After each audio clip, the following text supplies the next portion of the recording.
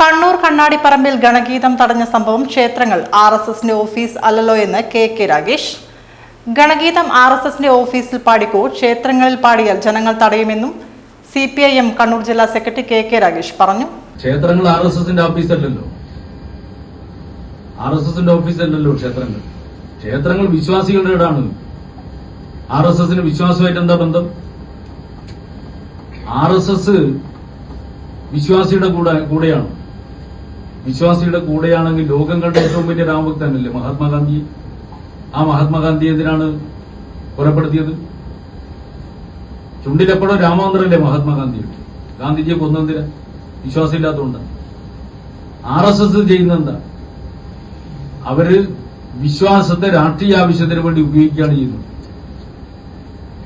അല്ലാതെ RSS ഏതെങ്കിലും വിധത്തിലും വിശ്വാസവുമായി ബന്ധപ്പെട്ട ഒരു സംഘടനയല്ല.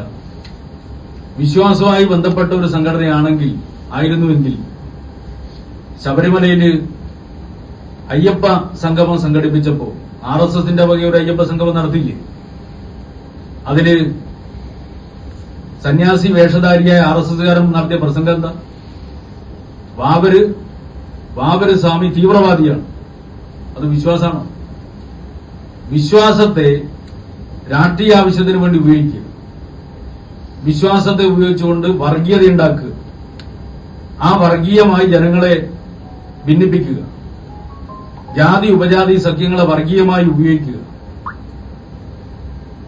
രാഷ്ട്രീയ ആവശ്യത്തിന് വേണ്ടി. അതല്ലേ ചെയ്യുന്നത്.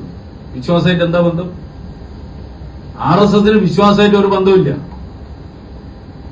വിശ്വാസത്തെ ഉപയോഗിക്കുകയാണ് ചെയ്യുന്നത്. അപ്പൊ ഗണഗീതം